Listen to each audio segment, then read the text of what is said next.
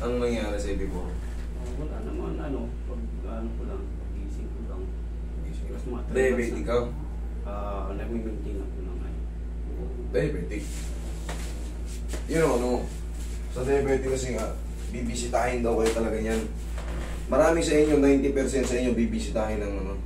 Tignan mo, hindi mo alam, natutulog ka lang. Paggising mo, hindi mo na maangat.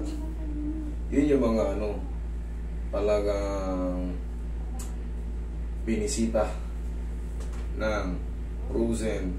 Ow, yan o. Dita mo. Oh my gulay. Ganyan pa lang, umaaw na si sir.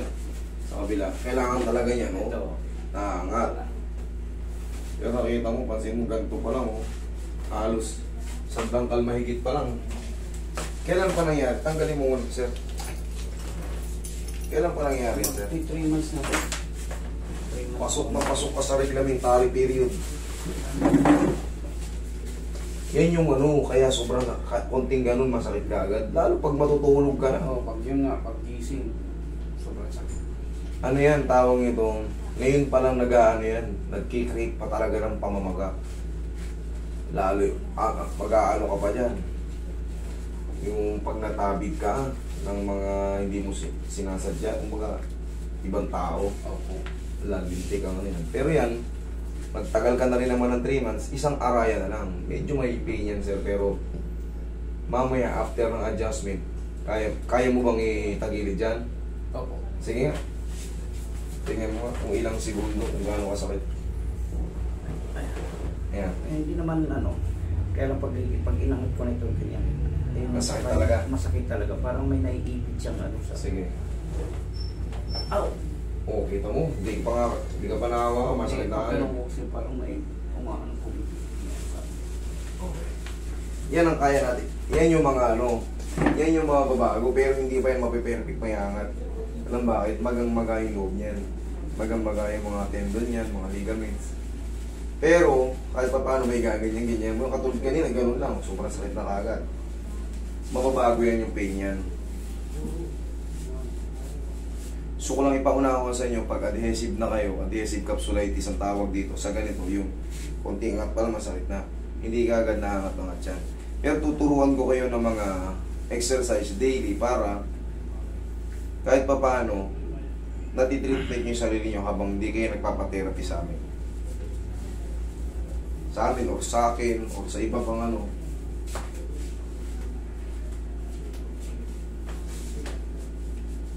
massaging ko muna, sir, ha?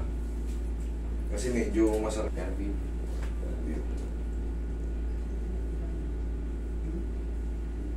Wala ba kayong mga opera dyan? Please lang, sarap. Ay, yan. Huwag nyo lang lalabanan ba dito yung ulit. Thank you. Whew. Kaya? Sarap mo. Ganun lang. Yan ang pinaka-inaabangan natin. Okay, laba ka muna.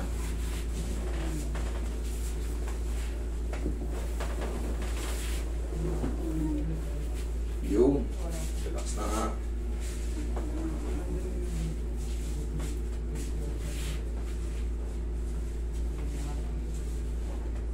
Okay, lambutan mo lang ang mo. Yan. Thank you.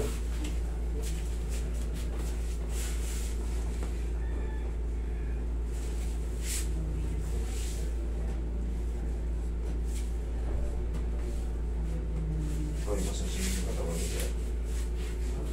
Pagod niya rin eh.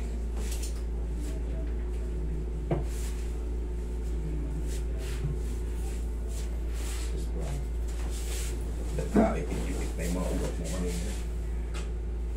So, Gago mo pag-ilo eh. maramdaman ko talaga. Pero yun na yun, magsuot. Ordinary manghihilo. O inhale. Exhale. Buka.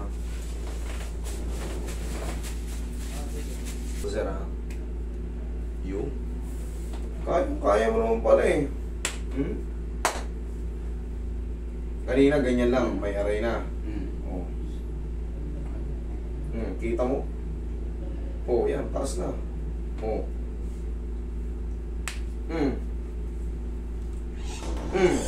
Dito na rin sa akin, dito na. Oh. Basta, meron pa yan, sir.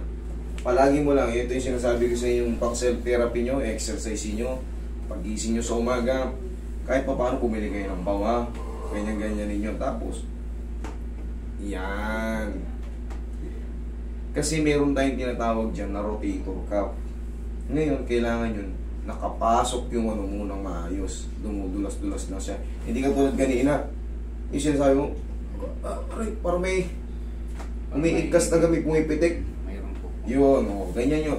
Ang pang bukod sa adjustment ko, kunyari na-adjust ko na, ito na lang yung maintenance yung i-round-round yun lang yan.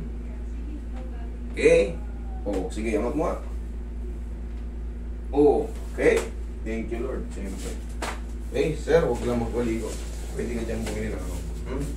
Sige, para mas mura.